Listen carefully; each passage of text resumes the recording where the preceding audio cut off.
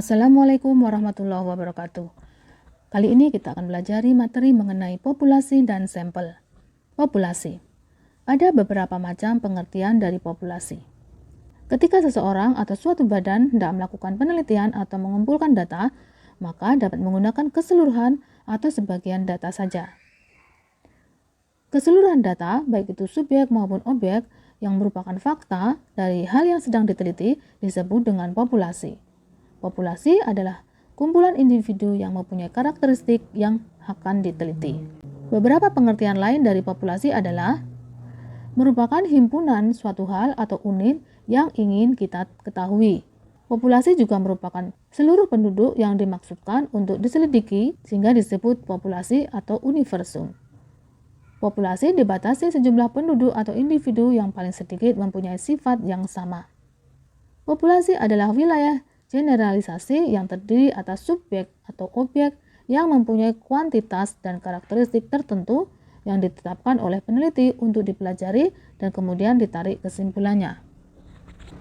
Jadi berdasarkan beberapa pengertian tersebut di atas, yang dikumpulkan data adalah tidak hanya mengenai jumlah, namun juga termasuk karakteristik dari datanya. Misalnya, sebuah perusahaan memiliki tenaga kerja. Jumlah tenaga kerja tersebut merupakan populasi. Namun tenaga kerja tersebut juga memiliki karakteristik seperti keterampilan, kedisiplinan, motivasi, loyalitas, dan lainnya. Karakteristik-karakteristik tersebut juga merupakan populasi. Hal ini terutama dilakukan baik pada penelitian kualitatif maupun kuantitatif, atau pada pengumpulan data kuantitatif maupun kualitatif. Sehingga tidak harus banyak jumlahnya, bisa saja hanya satu orang seperti pada pengumpulan data atau penelitian mengenai kepemimpinan presiden.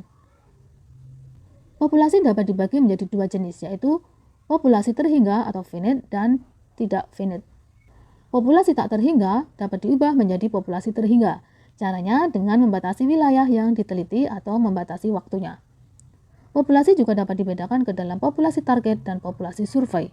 Populasi target adalah populasi yang sudah ditentukan dalam permasalahan penelitian yang selanjutnya akan ditarik kesimpulan. Populasi survei merupakan populasi yang terliput dalam survei penelitian. Untuk menentukan populasi ada 4 faktor yang perlu diperhatikan, yaitu isi, satuan, cakupan, dan waktu. Isi, misalnya, semua taruna. Satuan, misalnya, program studi manajemen transportasi laut. Cakupan atau skop, misalnya, tingkat 3. Waktu, misalnya, tahun 2017. Contoh pengambilan data populasi adalah sensus penduduk. Sensus adalah teknik pengambilan data populasi, di mana semua cacah jiwanya dihitung. Hasil populasi lebih valid dibandingkan sampel dan dapat dijadikan parameter. Namun karena adanya berbagai keterbatasan, misalnya waktu, biaya, pengumpul data, alat atau fasilitas, dan lain-lain, terutama pada populasi besar, maka pengumpulan data ataupun penelitian sering menggunakan sampel. Apa itu sampel? Sampel adalah sejumlah penduduk yang jumlahnya kurang dari populasi. Sampel adalah bagian dari jumlah dan karakteristik yang dimiliki oleh populasi. Sampel merupakan sebagian unsur dari populasi, karena sampel adalah sebagian data dari populasi yang hendak diteliti. Jadi, apabila hanya menggunakan sebagian data populasi, disebut dengan sampel, di mana merupakan perwakilan dari populasi yang diteliti. Pengambilan sampel harus tepat, artinya relevan, tidak bias, dan mencukupi syarat pengolahan data. Hal ini disebabkan hasil sampel merupakan representasi dari populasi. Pengambilan sampel yang tidak tepat berarti tidak mewakili populasinya, terutama jika hasil sampel akan digeneralisir terhadap populasinya. Penggunaan data dari sampel dapat mengeliminir keterbatasan waktu, biaya, tenaga. Angka-angka yang dihasilkan dari sampel melalui teknik pengambilan data sampling disebut dengan statistik. Contoh berikut ini adalah perbedaan populasi dan sampel. Seorang peneliti tentang efektivitas prosedur rekrutmen kru kapal bermaksud mengumpulkan data mengenai kru kapal. Sebagai populasi adalah jumlah seluruh peserta seleksi, yaitu 500 orang. Karena adanya berbagai keterbatasan, kemudian diambil sampel sejumlah 150. Dalam menetapkan sampel sebanyak 150, peneliti tersebut mendasarkan pada karakteristik pendidikan dan pengalaman kerja dari kru kapal. Sampel yang diambil harus bisa mewakili keseluruhan populasi yang diteliti, karena hasilnya akan digeneralisir sebagai representasi dari populasi. Kriteria sampel yang baik adalah merupakan gambaran akurat dari populasi.